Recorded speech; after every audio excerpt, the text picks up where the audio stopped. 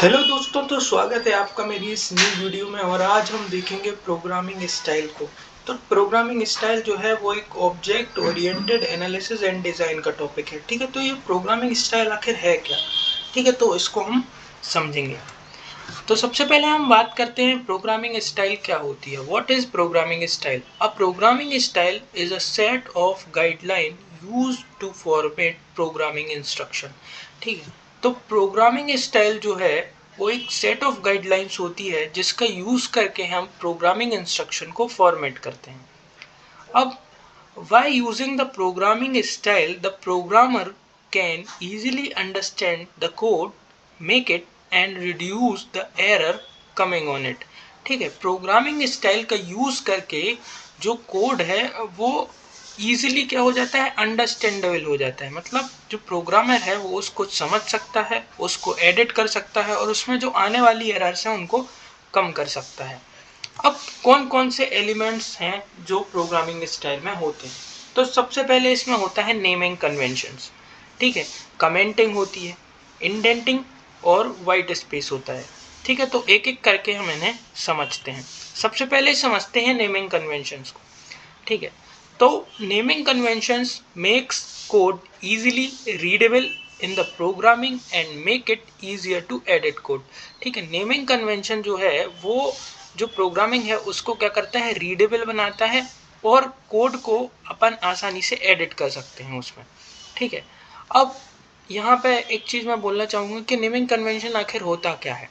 तो जैसे जब आप वेरिएबल का नाम बनाते हो या आप किसी फंक्शन का नाम बनाते हो या आप किसी क्लास का नाम बनाते हो, तो वो जो नाम आप बनाते हो ना, उसकी जो स्टाइल है बनाने की वही नेमिंग कन्वेंशन है। मतलब आपको वो जो नाम है वो कैसे बनाना चाहिए। जैसे आप दो वर्ड मिला के एक नाम बना रहे हो क्लास का, तो वो आप कैसे आपको डिक्लेयर करना चाहिए, वही नेमिंग कन्वेंशन है।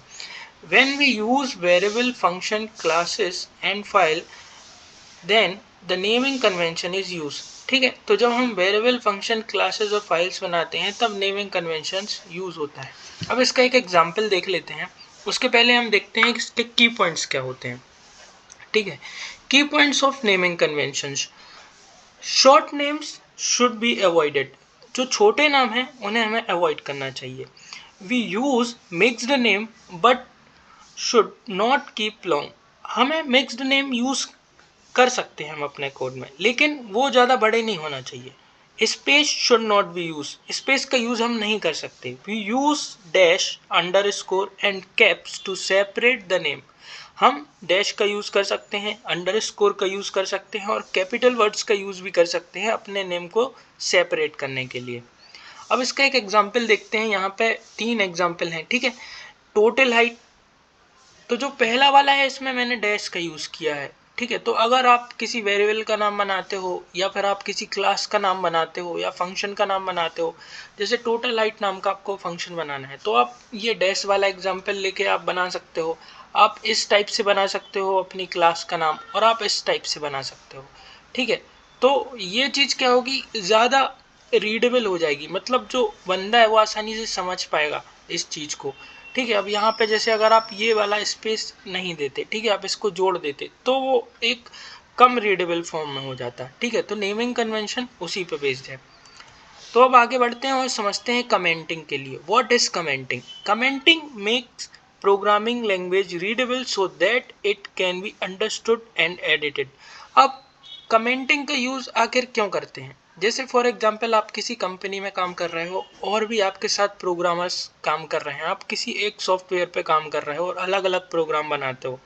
आपने एक प्रोग्राम बनाया और आपने प्रोग्राम बना के छोड़ दिया। अब कोई दूसरा बंदा उस प्रोग्राम को देखेगा तो उसको समझ नहीं आएगा कि ये कोड किस लिए यूज़ हुआ है या इस क्लास का यूज़ क्या है, इस फंक्शन का यूज़ क्या है।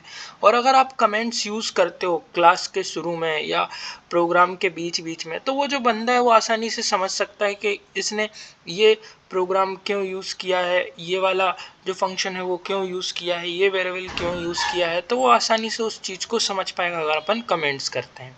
Commenting method are different in each languages. अब अगर आप जावा की बात करें, आप सी प्लस प्लस की बात करें, पाइथन की बात करें, तो सभी में कमेंटिंग का जो तरीका है वो अलग अलग होता है। ये 3 टाइप की मेनली कमेंट्स होती हैं जो मैंने यहाँ पे यूज़ किए हैं। तो इसमें सबसे पहले है लाइन कमेंट, ठीक है। तो लाइन कमेंट जो है वो कुछ इस प्रकार से आप डबल बैक स्लैश के साथ उसको कमेंट कर सकते हो। फिर आती है ब्लॉक कमेंट। ब्लॉक कमेंट के लिए आपको एक बैक स्पेस और एक एस्टेरिक का यूज़ करके और एस्टेरिक बैक स्पेस से आप इसको बंद करके इसका यूज़ कर सकते हो। एक है सिंपल कमेंट जिसमें आप डबल डैश करके एक कमेंट कर सकते हो, ठीक है। तो ये होती हैं कमेंट्स। तो अब कमेंटिंग के कुछ की पॉइंट्स भी होते हैं, ठीक है। तो इन्हें जो हमें ज़रूरी है समझने। Describe each file with its contents in the comment at the top of it, ठीक है। तो हमें जो है वो प्रत्येक जो फाइल बनाते हैं या मेथड बनाते हैं उसको डिस्क्राइब करना है, ठीक है, कमेंट सेक्शन में टॉप पे। Being the class with a comment that describe it use and work. जब हम किसी क्लास का निर्माण करते हैं तो हमें कमेंट में उसको डिस्क्राइब करना है कि इसका वर्क क्या है और इसका यूज़ क्या है, ठीक है। Being the function with a comment that describe it's use and work, ठीक है। तो जब हम किसी कमेंट को बनाना चालू करते हैं या किसी फंक्शन को बनाते हैं, ठीक है, या कोई मेथड बनाते हैं, तो कमेंट में हमें क्या करना है, डिस्क्राइब करना है उसका वर्क, उसका यूज़ को। Always take the variable name descriptive so that you do not declare it in the comment। अगर आप किसी वेरिएबल का नेम डिस्क्रिप्टिव लेते हो कि नाम से ही पता चल जाए कि वेरिएबल क्या है, तो आपको कमेंट में डिक्लेयर नहीं करना पड़ेगा। अब देखते हैं इंडेंटिंग एंड वाइट स्पेस क्या होता है। तो they make use of control structure of the program so that the program is readable and visible, ठीक है। तो ये कंट्रोल स्ट्रक्चर का यूज़ करते हैं, ठीक है, प्रोग्राम को क्या करते हैं, रीडेबल और विजिबल बनाते हैं। अब की point of indenting and white space, ठीक है। तो यहाँ पे एक चीज़ मैं बताना चाहता हूँ कि जो वाइट स्पेस है उसको ब्लैंक लाइन्स भी बोलते हैं, ठीक है। तो use blank lines for separate the logical groups of program, ठीक है। अब यहाँ पे जैसे एक एग्जांपल है, इसमें हमने एक छोटा सा हम क्या करा रहे हैं, ऑपरेशन परफॉर्म करा रहे हैं। तो ये जो ऑपरेशन है इसमें मैंने ए के बाद एक वाइट स्पेस लिया है, फिर इक्वल टू के बाद एक वाइट स्पेस लिया है। तो ये एक रीडेबल फॉर्म है, आप देखो इसको आराम से समझ सकते हो, और ये लेस रीडेबल है, ठीक है। तो हमें इस टाइप की जो है वो प्रोग्रामिंग में ऑपरेशंस को लिखना है। अब आगे बढ़ते हैं और एक और एग्जांपल देखते हैं, ठीक है। For different works at least use two blank lines. अगर हम दो काम करा रहे हैं, जैसे मैंने कंडीशन ली वाइल, ठीक है, और एक उसके अंदर मैंने लिया ट्रू, ठीक है, तो यहाँ पे मैंने डबल वाइट लाइन यूज़ की, ठीक है। तो आप इस टाइप से भी इसको मोर रीडेबल बना सकते हो। अब देखते हैं एक और इंडेंटिंग को। During the indenting the tab size should be larger, ठीक है। अगर आप इंडेंटिंग का यूज़ करते हो, ठीक है, तो आपका जो कोड है वो ज़्यादा रीडेबल हो जाएगा, क्योंकि यहाँ पे देखो बिना इंडेंटिंग के ये जो चीज़ है ये अनरीडेबल फॉर्मेट में, मतलब सही नहीं लग रही है ये। और ये देखो कितनी रीडेबल है, मतलब देख के ही आप समझ सकते हो कि यहाँ पे एक कंडीशन है, एक उसके अंदर एक डबल कंडीशन दी गई है, और फिर वो कुछ ऑपरेशन परफॉर्म कर रहे हैं। तो ये एक लेस रीडेबल फॉर्मेट इसको कहा जाएगा, ठीक है।